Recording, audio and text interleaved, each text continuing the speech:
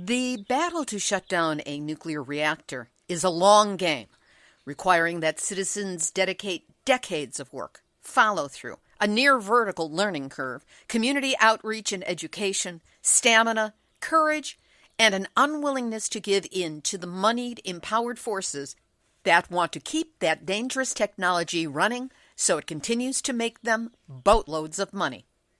So when you live on Cape Cod in Massachusetts, and it's June 1st, 2019, and you can honestly say, it's a nice feeling to know that you wake up in the morning and that nuclear reactor is dead cold. Well, when you can finally say something like that about the Pilgrim Nuclear Power Plant, after more than 30 years of work to shut it down, you'd be well justified in thinking that, at least today, there's slightly less discomfort and danger coming from that seat that we all share. Nuclear hot seat, what are those people thinking? Nuclear hot seat, what have those boys been drinking? Nuclear hot seat, the corium is sinking. Our time to act is shrinking, but our activists are linking. Nuclear hot seat, it's the bomb. Welcome to Nuclear Hotseat, the weekly international news magazine keeping you up to date on all things nuclear from a different perspective.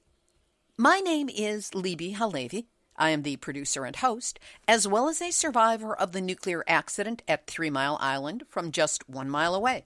So I know what can happen when those nuclear so-called experts get it wrong. This week, a celebration of the shutdown of Pilgrim Nuclear Power Station in Plymouth, Massachusetts, at the foot of Cape Cod. We'll join the celebration party to talk with Diane Turco of Cape Downwinders, and then speak with Mary Lampert of Pilgrim Watch to examine what lies ahead for Pilgrim and, indeed, every nuclear reactor once it's shut down. We will also have nuclear news from around the world, numbnuts of the week for outstanding nuclear boneheadedness, and more honest nuclear information than was in the book that Queen Elizabeth gave to Donald Trump. All of it coming up in just a few moments. Today is Tuesday, June 4th, 2019, and here is this week's nuclear news from a different perspective. Ohio remains big in the nuclear news this week. First, the Zons Corner Middle School in Piketon, Ohio, will remain closed with classes relocated to other schools because of the discovery of neptunium, americium, and enriched uranium either in the school or on the grounds outside of it. The Department of Energy's technical teams collected 44 surface samples from both inside and outside the school, and air samples both inside and outside the school. However, School Board President Brandon Woolrich says that he has lost faith in the process. He has insisted on the testing of things like vents and ceiling tiles, or as he said, quote, stuff that is not cleaned every week or every day, and has said that he won't trust the results of the recent government sampling. That's why he said testing from an independent third party is a must. Meanwhile, strong winds have been blowing from the Portsmouth Gaseous Diffusion Plant, a nuclear site only 2 to 3 miles away from the school, and quite logically believed to be the source of the radioactive contamination. Michael Ketterer, a chemistry professor emeritus at Northern Arizona University, independent of the government, collected close to 60 samples throughout the community, 12 of which were taken from inside the middle school over the course of 2 separate occasions. 11 of these 12 samples were analyzed, and 3 tested positive for enriched uranium. That's 3 out of 11, or 27% of the samples from inside the school. Not great odds. And DOE confirms that Assistant Secretary of Energy Ann White, who oversees environmental management of America's nuclear legacy, has officially submitted her resignation, which will take effect as of June 14, 2019. Also in Ohio, Defying all laws of competitive economics, climate change, and technological progress, the Ohio House has voted in a ratepayer-funded bailout for 2 aging nuclear power plants on Lake Erie and 2 even older coal burners, including one based in Piketon, Ohio. Poor Piketon. If it passes Ohio's Senate next week, an astonishing multi-billion-dollar public handout will force ratepayers throughout the state to fork over $190 million per year in overmarket payments to keep the decaying Perry and Davis-Besse reactors in business. If passed, this legislation would gut Ohio's green energy mandates passed by the legislature in 2008. And the money will come from all Ohio electric consumers, even though many get zero power from the nukes.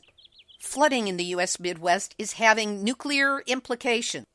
In Nebraska, both the Cooper Nuclear Power Station and the Fort Calhoun Nuclear Station, which is shuttered but still has a full spent fuel pool, both sit on the Missouri River. The acknowledged flood level is 34 feet, but the river has been at over 39 feet since May 30th. Since March, the Omaha Public Power District has had sandbags and barriers surrounding both nuclear reactor sites. But with more rain in the forecast, there's no telling how high the waters will go and whether those barriers are going to be enough. And today, June 4th, the sirens, the warning sirens at Cooper Nuclear, were triggered by what officials said were a false alarm. Flooding river, nuclear reactor adjacent to it, alarms going off. Hey, pay no attention. The result was similar to what happened on the false alarm of April 29th at Cook Nuclear in Michigan, when the area showed a sudden spike in purchases of heart medication, hard alcohol, and Depends. And now, Nuclear hot seat, nuclear hot seat, nuclear hot seat, numbnuts of the week. the nuclear lobby, desperate to rebrand itself with the most heinous propaganda it can come up with, has a new initiative called the Nuclear Innovation Clean Energy Future, or NICE Future. Nuclear Innovation Clean Energy. Get it? They've just unveiled a new book entitled Breakthroughs, Nuclear Innovation in a Clean Energy System. However, Nuclear Hotseat has discovered that this book is really written in code, and yes, after some very deep work with our great experts, we have decoded what this book is really saying. So here are a few translations just from the press release that announced it. The combination of what they say is vision and innovation, but really means PR lies and propaganda. The combination of PR lies and propaganda is having a profound effect on our energy landscape, and nowhere is that more true than nuclear energy. While they say here, nuclear energy is one of our most reliable and cleanest sources of energy, what they really mean is that nuclear energy is one of the most reliable sources of deadly, damaging, ionizing radiation and highly radioactive waste. The book highlights some of what they call the incredible transformative opportunities, translates as deadly and dangerous, and transformative opportunities mean more chances for leaking teapots that split the atom in order to boil water. Yeah, that's the transformation that happens. Water into steam and the earth into an unlivable environment, because of the creation of hundreds of thousands of tons and years of high-level, life-destroying radioactive nuclear waste. The NICE Futures Initiative envisions nuclear energy's many uses for contributing to the ultimate destruction of life on Earth. And as for that acronym for NICE, what it really means is nuclear insanity, a cataclysm for Earth. And that's why NICE soul-dead cubicle drones who dreamt up this acronym and this program, you are all this week's Nuclear Hot Seat, Numbnuts of the Week. In Japan, at Fukushima Daiichi, remote-controlled machinery has begun removing 88 tons of spent and damaged nuclear fuel from the heavily damaged No. 3 reactor During the 2011 triple meltdown at Fukushima, a huge hydrogen explosion ripped through Reactor Building 3, destroying most of the building's outer structure. Inside, reactor core had begun to melt down, and radiation levels inside were so high no humans could get near. It is still deadly, which is why only robotics can't approach it. Anyone listening still think nukes are clean, green, and sustainable? The overriding question becomes, once they have removed the fuel, then where does it go? A small item in an obscure Japanese publication has revealed that the Japanese PR firm Dentsu, which is the world's fifth largest advertising PR network, has by itself taken in 240 million yen, which is the equivalent of 216 million US dollars, in government contracts to advertise Fukushima's recovery. That's why and how the push has been so relentless to normalize the view of Fukushima in the world's mind.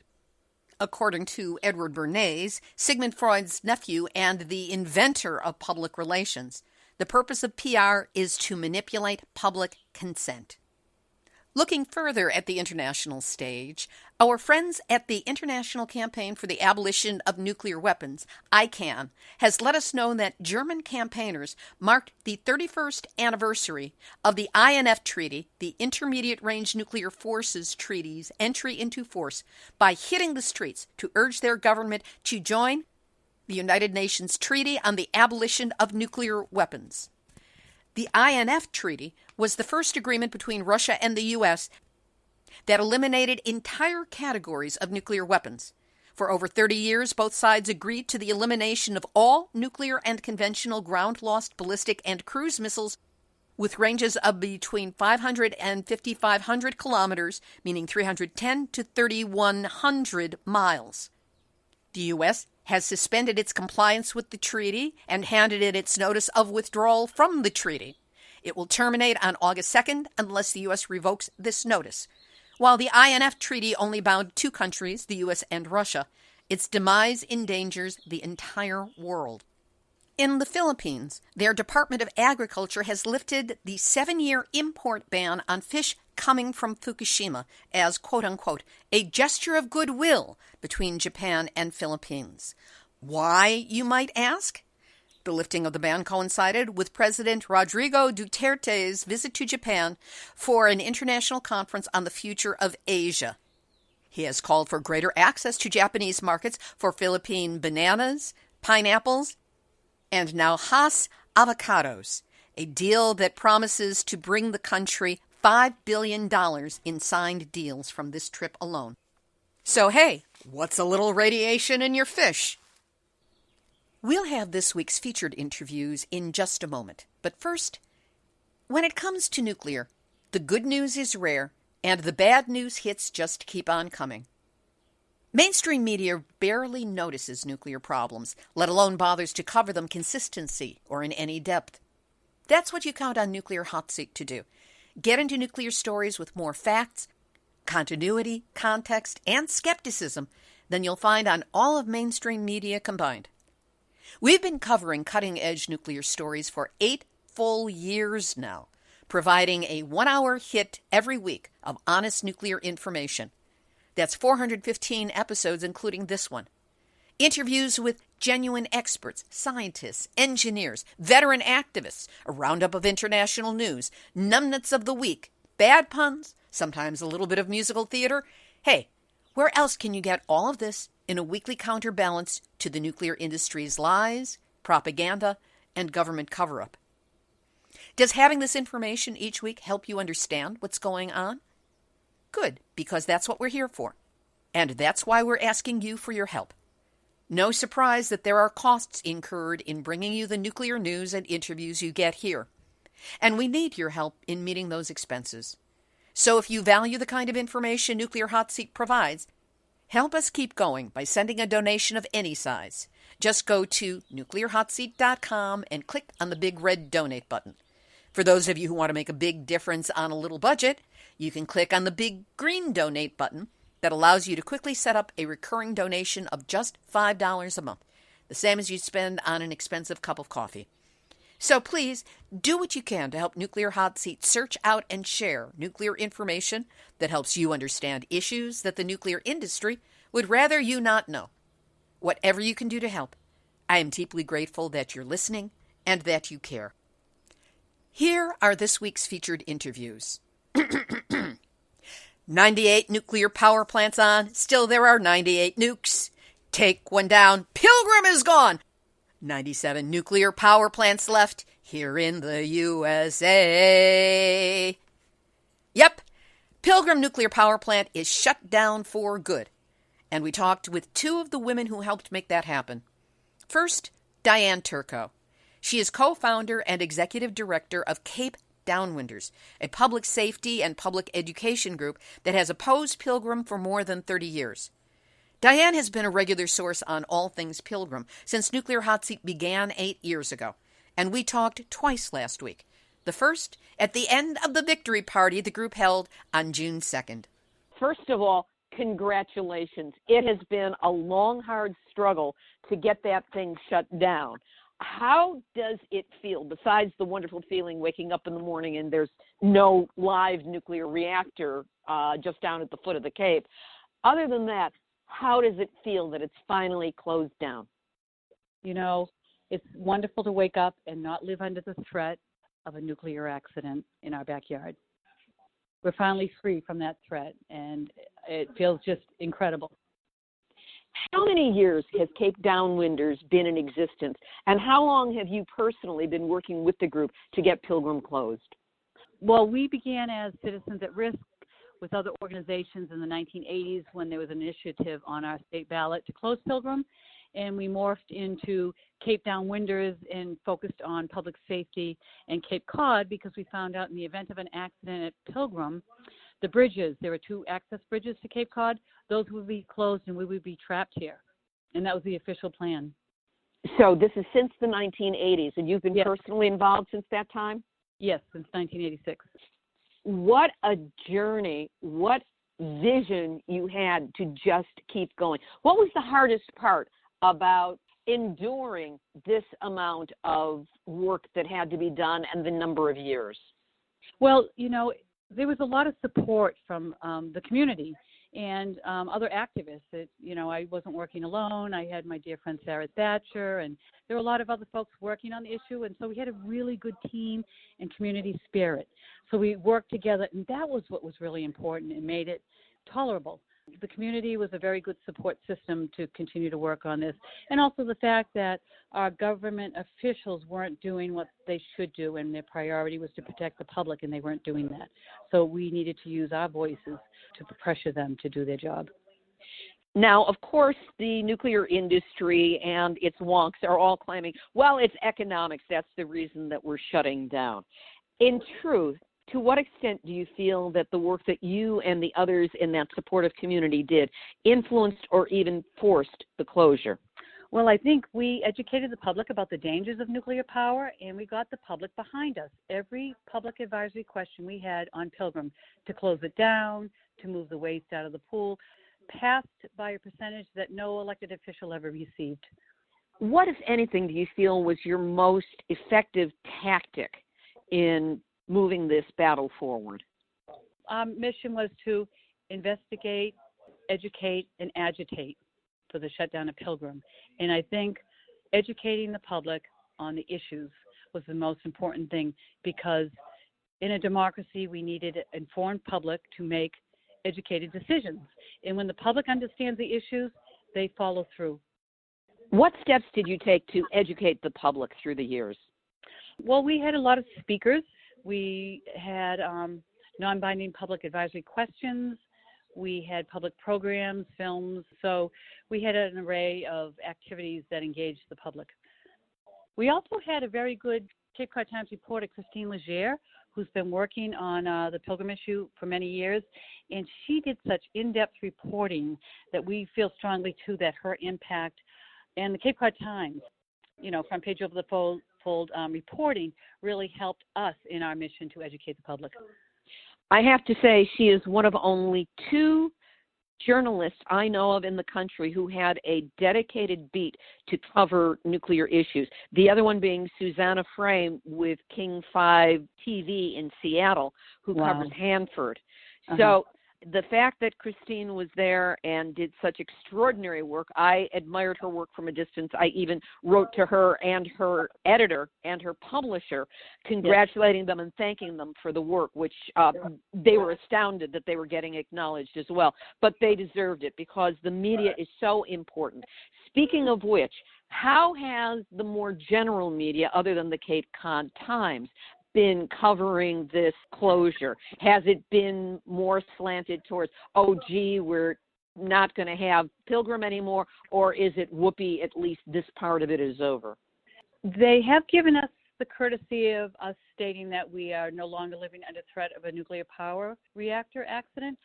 But on the flip side, they're talking about energy and carbon. So they've been putting the issue more on energy issues as opposed to public safety issues, and also to the waste. We're addressing now the nuclear waste issues that are the next big concern.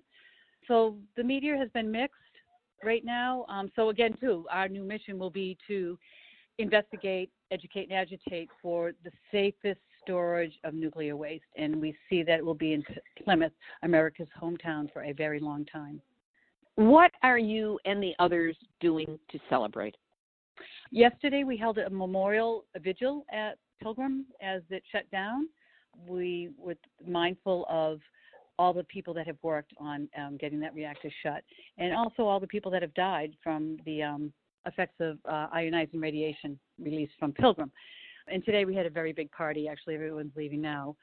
But we have celebrated here and shared our community and given thanks and gratefulness to all the folks that have worked together in an effort to make our world safe. What's next on your agenda? Taking Monday off, and then Tuesday I'm back on to start working on the nuclear waste issues. We have Holtec, who's planning to buy Entergy, and Holtec is a house of cards that is just looking to, we think, raid the decommissioning trust fund. The nuclear waste storage is poor quality, it's near the beach, and it's not protected. In fact, I will be going to a pretrial hearing on July 30th because I was charged with trespassing when I brought NPR reporters on the site to point out the fact that you can be on that property and eyeball the dry cask for 30 minutes. And no security even approaches you. So in other words, you really should be paid money by the nuclear industry or by Holtec for vetting the fact that they lack security. Exactly. Yes. This isn't the first time. I've been on the property multiple times with reporters, and no security has ever come out. What a charming thought. Anything else you'd like to add at this time? Nuclear power is going out, and we are so happy that Pilgrim will no longer be producing the waste, but we still would be part of the struggle across the country and even around the world to get every nuclear reactor shut down, because while we are fortunate now to have our reactor dead and cold, reactors around the world are still producing this deadly waste and threatening communities. So we're in it for the long haul. And certainly having waged such a successful battle on so many fronts and so many years, you have many lessons to share with others who are fighting the nuclear menace in their own communities, but perhaps have a bit less experience with it. And hopefully there will be ways found for you to either have webinars or a book or something that helps us educate ourselves in what were the tactics you took, what was effective, where were the pitfalls, and how people can use these lessons to help achieve the same end that you have now achieved with Pilgrim, which is cold shutdown. Yes.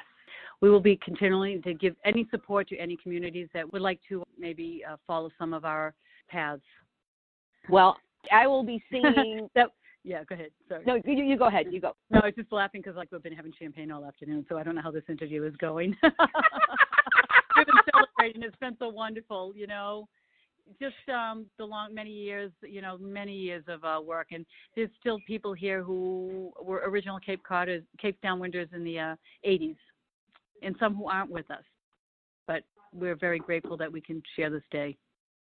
That's one of the reasons I wanted to call you now, so that we have had a chance to have that champagne circulate around a little bit, because we don't have a lot of opportunities to celebrate within this community. If you're going to celebrate something, go to the max and have a great time, because it was well fought, hard earned, and congratulations to all of you. Thank you. And I have to say, too, is that we have also been mentored by the folks who've shut down Vermont Yankee, the Citizens Awareness Network. Chris Williams was here. You know, we work with Deb Katz and that whole crew.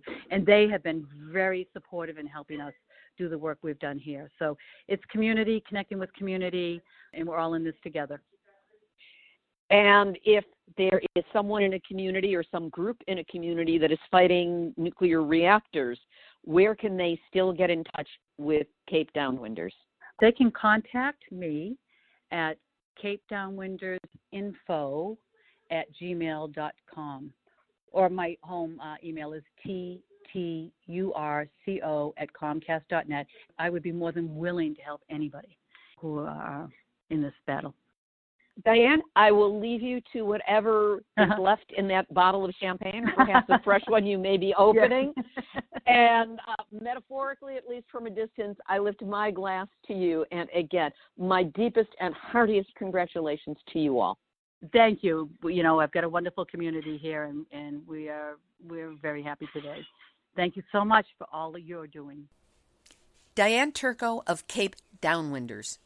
Once the immediate afterglow of the shutdown faded, I spoke with her again on Monday, June 3rd, to talk about what's to come with Pilgrim, as shutdown is just the start.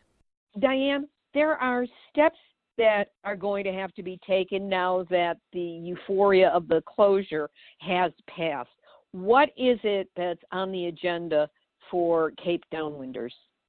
We are certainly going to be attending to the nuclear waste issues at Pilgrim. Right now, they're using the Holtec Storm 100 dry casks, and they're 150 feet from the beach. They will be moving the pad up to a higher level, but we're looking at calling for more robust canisters, the thick metal canisters. We also are going to make sure that they have security around these facilities. Right now, I am going to court because I brought some reporters on to the site, and you can eyeball those dry casks, and security doesn't come out. So that's a big concern. In other words, you just walk in unannounced with some other people, meaning reporters, and said, okay, there are the casks, and now let's time how long it takes before somebody shows up? Yeah, we drive up we actually drive up the driveway to the parking lot, past the no trespassing signs where it says deadly force could be used. You can get out of your car and you look at the dry casks. You can eyeball them, and the security cameras are up there, but nobody comes out. It's pretty unprotected, and it's on the same side of the reactor as the spent fuel pool. And as we know, in a Mark I boiling water reactor, the roof of a spent fuel pool is just a tin roof. It's not protected. So we are going to make sure that there's hardened on-site storage with high security, and that's the best protection we think we can have for now. What is it going to take for that to be agreed to, for that to be part of the follow-up now that Pilgrim has closed? Well, we do have a nuclear decommissioning citizens advisory panel that's really on top of it. How that becomes enforceable, we don't know yet. We don't know. I mean, they're buying the Holtec casks and using them today. And we see what's happening at San Onofre and seeing that that's our future unless things change here. So right now we're trying to organize to work on these issues. I think one of the most important lessons that we learned is it's so important to work together. We've been connected with state and national groups, so I just want to thank Citizens Awareness, Beyond Nuclear, NEARS, San Onofre Safety, Samuel Lawrence Foundation. They've been great support to our work, and the Vermont Yankee folks, and also other organizations like the Physicians for Social Responsibility, the Sierra Club, and so many other organizations have connected with us in our work, and they've been great support. There were so many angles to how this all came together. And I think going to like Department of Environmental Protection, Nuclear Regulatory Commission meetings, submitting testimony, pushing our legislators, there's so much that goes into the work to get a nuclear reactor shut down. So there's lots of people to thank. And there are a lot of people who were involved with the work either directly or in an advisory capacity, as you just said, because, if raising a child takes a village, shutting down nukes takes a planet. Yes, exactly. Exactly. You said it well. Thank you. That was Diane Turco, the very happy executive director of Cape Downwinders. To learn more about what the follow-ups to closure will look like, as you will hear, the legal battles around what the decommissioning is actually going to look like and what the standards are going to be are heating up already.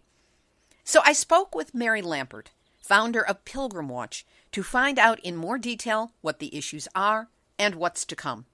First of all, Mary Lampert, congratulations. How does it feel that Pilgrim is finally closed? Great relief.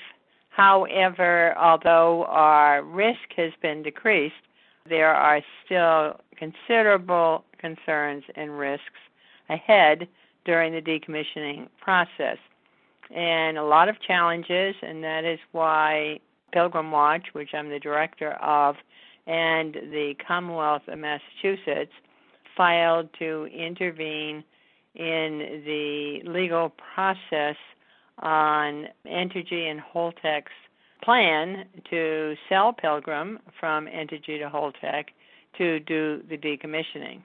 And that presents a couple of very important challenges. First, will there be enough money to decommission the site, or will the Commonwealth be stuck holding the bag, paying the bill, and with a dirty site? Holtec, like Entergy, is a limited liability company, and they're not bringing any money to the table. Instead, they will get, for their $1,000 investment, they will get the decommissioning trust fund, which sits at about $1 billion, and with that, they hope to decommission. What is this $1,000 they paid that put them in line for such an enormous payoff? The $1,000 is a very nominal fee, not unusual, because what are they getting? They're getting the opportunity to decommission the site and to deal with the spent fuel until some off-site repository is available. Who knows when that's going to be? But we figure what they potentially can get is an $800 million profit out of their $1,000 investment, and that's a lot of money. The important point is they're a limited liability company, so when that decommissioning trust fund is over, empty, they're out of here. And we can hope that the site will have been cleaned up and that the money covered the deal. But both the Attorney General and Pilgrim Watch do not believe that is the case, and hence we're asking for a parent guarantee, because Holtec is a multi-tiered organization, so the bottom group will be the ones that own Pilgrim and will be financially responsible, not the parent company that is a multi-million-dollar company. So what we want is a parent guarantee and also assurance that money that they will get from the Department of Energy for babysitting the spent fuel will be put back into the decommissioning trust fund. But that's only part of our concern. The other part is, will it be properly cleaned up? Holtec and their filings indicate that they believe the site is essentially clean, and they estimated very little money to clean it up. However, they have not done a site assessment, as they should do in the beginning of the process, and we know from Pilgrim's history that it is an exceptionally dirty site because they opened in 1972 with bad fuel and without their filtration system for the first 7 years. And Yeah. I didn't know that one. And then after, in 1982, once they had filters, they blew their filters. And needless to say, when you blow your filters, you have an awful lot of radiological contaminants in those filters that gets dispersed. As a matter of fact, in 82, the federal government and state government had suited people going around Plymouth and Kingston, Cape Cod, to determine how far the contamination spread.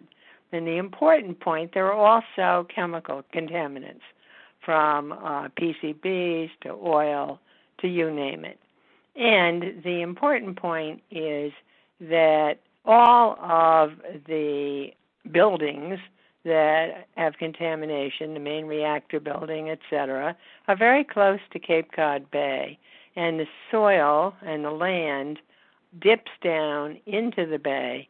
So any contaminants left in the soil or left in the basements of the buildings or in the pipes and tanks that they intend to leave on site will find their way into Cape Cod Bay and probably find your way into your dinner table. Well, obviously, that is not acceptable. And it's also not acceptable because Pilgrim sits on top of the second largest aquifer in Massachusetts, the Plymouth Carver Aquifer. And so there is a potential for contamination of the aquifer, and that would be bad news. So as a result, we want to assure there's some money there, that there has been the proper site assessment, that the state, Massachusetts Department of Public Health and Department of Environmental Quality have the ability and get money from Holtec to do split samples, to see all the hydrology analyses and the this and the that. So we have the state's eyes to provide assurance that this place is going to be cleaned up and that the aquaculture, fishing industry, and all the industries, real estate on up in the towns that have waterfront property on Cape Cod Bay, that would be Provincetown swinging up to Hingham, don't get stuck with losses that would result from contaminants getting into the bay. What's the value of this area? The value of this area from Cape Cod, the South Shore, is the cleanliness of our environment. And we care about public health and safety, and this site has been a very dirty site, and we want it done right. As an official intervener, what is Pilgrim Watch going to be doing in the immediate future to make certain that your demands, which are only logical and right and appropriate given the contamination of the area or the dirtiness of the nuclear reactor, what are the steps going to be that Pilgrim Watch takes as you move forward? There are rules for intervention with the Nuclear Regulatory Commission that has the authority to grant the sale of Pilgrim from Entergy to Holtec and conditions of that sale, okay? The state, unfortunately, has almost zero authority. The state cannot make the decision whether the sale would or would not go through. And so there is a formal process with requirements for filing a motion to intervene. And so we filed about 150, 60-page motion. And the Attorney General also filed, on behalf of the Commonwealth, a similar motion, bringing essentially the same concerns. Then there's a reply from the lawyers who are representing Entergy and Holtec, and there are quite a few of them from very big law firms, and they filed a response countering the issues we brought forward. Then we replied to that, so there's been hundreds of pages of documents that have already been filed. Now it is up to the Nuclear Regulatory Commission lawyers to decide whether they are going to, and there will be 3 judges, to decide whether they will accept our contentions and then the hearing process would begin. In the meantime, we would hope that as adults, we know that Entergy wants out of here as quickly as possible, and Holtec wants in as quickly as possible. Holtec is also planning on decommissioning, the same sort of deal, Indian Point, Oyster Creek in New Jersey, and Palisades in Michigan. And so if they lose here, they can see that they might lose a big chunk of this business that is only growing bigger as reactors are closing, and the opportunity to make a ton of money. So we'll see what happens, and we expect then that they might be offering, want us to sit down and see whether we can work out a settlement. When you say the groups that will be sitting down to the table, are you talking about Pilgrim Watch being part of this process? Is it the state of Massachusetts, or is it just the NRC with Holtec and Entergy? There will probably be two separate seatings, and NRC will not be part of this. This is outside the legal process, as in Vermont, that was bought by North Star. The state of Vermont had filed motions to intervene, just as the Commonwealth has and Pilgrim Watch has. And they managed to settle and therefore notified NRC to drop the proceeding because the parties had reached a settlement. You see, so there's a precedent here. So we, Pilgrim Watch, my husband's a lawyer, and myself, would meet separately with Holtec and Entergy's lawyers and to see whether we could come up with a deal. At the same time, the Attorney General that is also filed to intervene would meet with Entergy and Holtec to see whether they could come up with a deal. Clearly, if only one of the parties can reach agreement and the other one can't, then we would then proceed with litigation, because Holtec and Entergy wouldn't want to settle when the other parties that have filed to intervene aren't in agreement. But I expect that we might all be in agreement. I know what our bottom lines are, and seeing as though the Attorney General's motion to oppose the sale had essentially the same contentions, concerns as ours did, I would expect we'd be exactly on the same page. For example, a very bottom line for me, it's no deal unless the state's preferred, more conservative cleanup standard of radiation is not part of the deal. The NRC allows more radiation to be left on site based on a 1992 analysis of the impact of radiation on health. Then we know from the national academies is very outdated, that we want less radiation left on site than the NRC allows. That's a bottom line as far as Pilgrim Watch is concerned. They have to meet that cleanup standard, and as important, they will have to meet the way they would assess how much radiation is there. There are different dose models. Some are very conservative and protective of public health and safety, and some are less conservative. We want the most conservative, and we want the standard that actually Mass Department of Public Health has been trying to get Entergy and Holtec to sign a memorandum of understanding that they would follow. It's the same standard that was followed in Maine at Yankee when cleaning it up, the same standard that was followed in cleaning up Yankee Atomic in Massachusetts.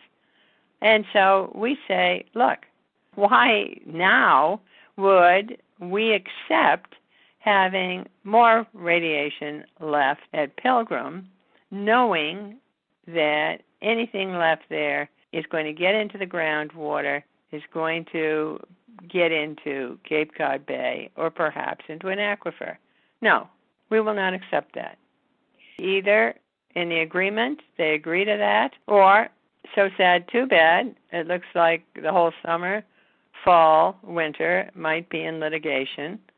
And I think they will remember, because it's Entergy and Holtec are the same law firm, that I was against in a legal battle against relicensing Pilgrim for an additional 20 years for 6 years. So they know I don't give up. They spent millions of dollars in that litigation, and it took 6 years until the NRC, pressured from Congress, decided to call the game before the legal proceeding was completed. But they don't want to screw around for 6 years. Yeah, they want to get this taken care of as They soon want as to get this possible. done. And Yeah. when we're being reasonable, hey, put up a parent guarantee. You say you can do the job for the essentially $1 billion that's in the Decommissioning Trust Fund, a fund that neither Entergy nor Holtec put a single dime into. That's all ratepayer money, because we were a utility structure in 1972 when Pilgrim went online.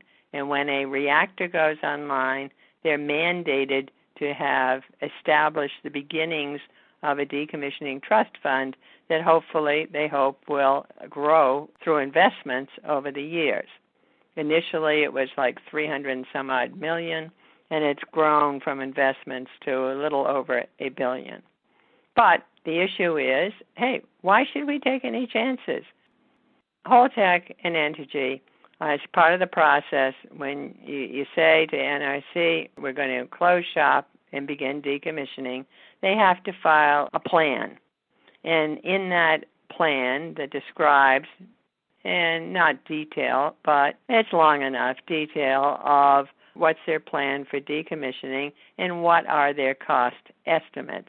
What do they plan to spend over that time period for spent fuel management, what they intend to spend to take the buildings down, what they intend to spend to clean up.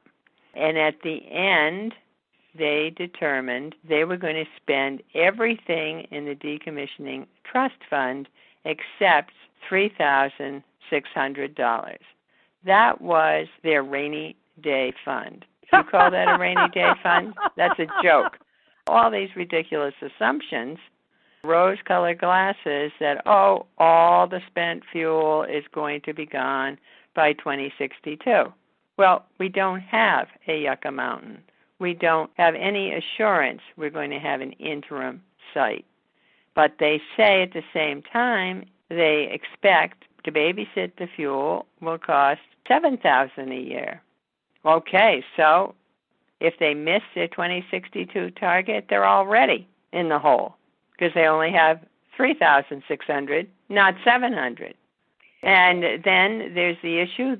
They give their cost estimates in 2018 dollars. They assume there is not going to be a cost escalation beyond about 2% higher than inflation, where the NRC says, oh no, it probably will be 5 to 9%. They assume the site is clean. We know otherwise. So they make these assumptions to make their numbers come out. But we know that the assumptions don't hold water, so therefore there's not enough money. So give me a parent guarantee, and we'll all be happy and go about our business. I'll enjoy the summer. Entergy will go back to Louisiana. Holtec will come in. Obviously, there is still a lot of work ahead, and the shutdown of Pilgrim was only the first step in all of this. But I have to ask, what did you and any others in your group do to celebrate the closure? We had a dinner at a restaurant in Sandwich with folks that have been active over the years, and we, all made a toast and then made our commitment to the work that was ahead and was going to start the next day. In fact, it already has started, and we have circulated a list of priorities, what is necessary in decommissioning, and this list is now circulated for other groups to sign on, like Clean Water, Toxics Action, Mass Purg, Sierra Club, et cetera, to send to the Attorney General, to the Governor, to the Secretary of Health and Human Services, to the Secretary of Public Safety, of what we know the state should be demanding in this process. What are the priorities to protect the pocketbook? What are the priorities to protect public health and safety and the environment as we move forward? It sounds like you've got a busy time ahead. I'm glad the time was taken out to at least have that toast and that dinner. And I just want to add, you've got to celebrate when you can. And in sending out that report that you're going to be sending to all the agencies, I do trust that you're going to be sending it to the media as well so they can understand what the talking points genuinely are. Mary Lampert, you have obviously been doing dedicated work on this issue, as so many others have been for all these years. Congratulations on the closure. Take a deep breath, gird your loins for the next set of actions that need to be taken, and we'll continue to be in touch as this continues to unfold. But for now, I'd like to thank you for being my guest this week on Nuclear Hot Seat. My pleasure. That was Mary Lampert of Pilgrim Watch.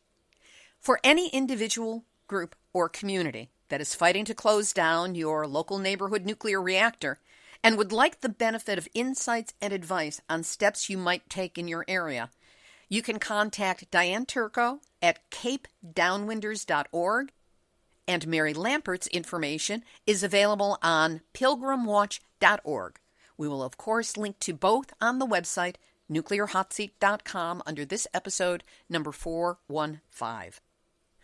Activist shout-out! On May 21st, the Alliance for Nuclear Accountability presented Denise Duffield, who is Associate Director of Physicians for Social Responsibility in Los Angeles, with their 2019 Bill Mitchell Grassroots Activist of the Year Award. This was in recognition for her outstanding work addressing nuclear issues in Los Angeles, the state of California, and the United States. PSR joins the Alliance for Nuclear Accountability in applauding Denise for years of courageous advocacy, including her recent success in drawing attention to the potential health risks posed by contamination from the Santa Susana Field Laboratory as a result of the Woolsey fire in August of 2018. Hearty congratulations go to Ashish Biruli. At the International Uranium Film Festival, which was just held May 25 to 29 in Rio de Janeiro, Brazil, Ashish had 25 photos exhibited at the Museum of Art. They were taken in 2012 and document the physical deformities and diseases affecting the population in Jadugoda, India, which is near a uranium mine. Ashish Biruli was also heard on Nuclear Hot Seat number 411 from May 7, 2019, with the focus on indigenous nuclear genocide. And here's a real goodie. Washington State Physicians for Social Responsibility here in the U.S. is going to hold a day for nuclear weapons speakers training. This will be on June 15. It will be a day of learning, practicing, and movement building on nuclear weapons, featuring Lee Hochberg from PBS NewsHour. Training will include: what does the movement to abolish nuclear weapons look like, in this case in Washington State? Effective messages and talking points to build the movement to abolish nuclear weapons. How to deliver a compelling message to a crowd and make sure your message is heard, along with concrete organizing skills to give educational presentations to students, faith communities, and people who can be encouraged to join the movement. This is the kind of training that we all deserve to have in all of our communities. And while there are currently no plans for this workshop to be live streamed, hopefully it will be recorded and those of us outside of Washington State will be able to take advantage of the information. Here's this week's final thought. This week, this show right now, marks the end of the 8th year of weekly production on Nuclear Hot Seat. For next week's anniversary show, I will attempt to put together a celebration of our past in addition to the regular features, with maybe some fun bits you haven't heard before. Plus, I'll be announcing some of the plans that are going in place for year 9 and beyond for the show. Know that I couldn't have made it this far without your support and companionship.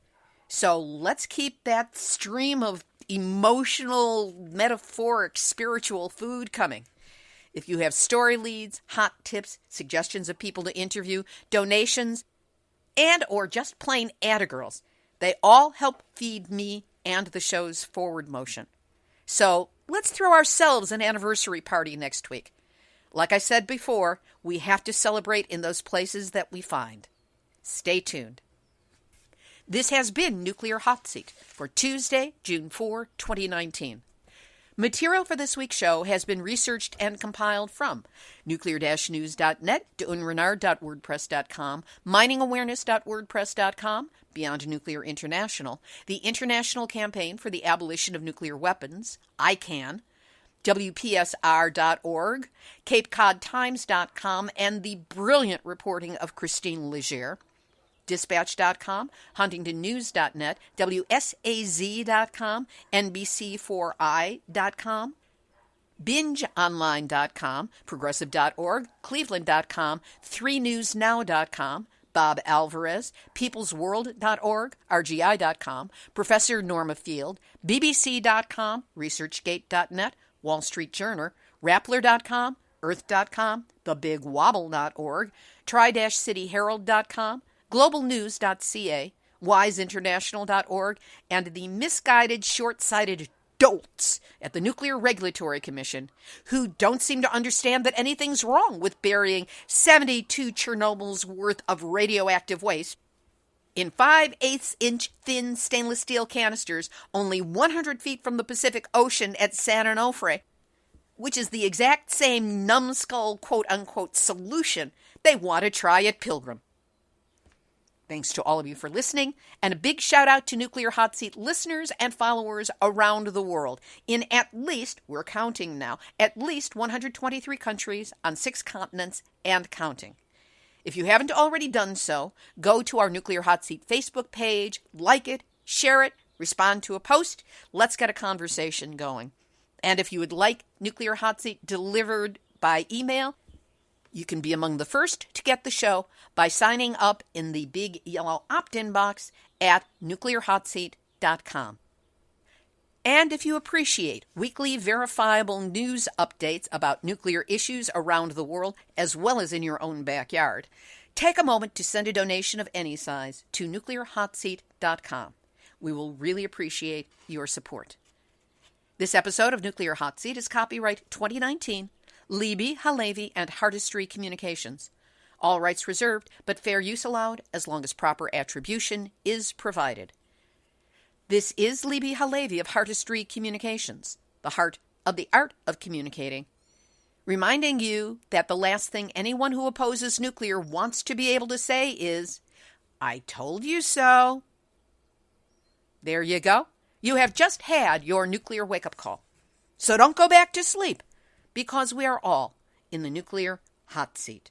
Nuclear hot seat. What are those people thinking? Nuclear hot seat. What have those boys been drinking? Nuclear hot seat. The corium is sinking. Our time to act is shrinking, but our activists are linking. Nuclear hot seat. It's the bomb.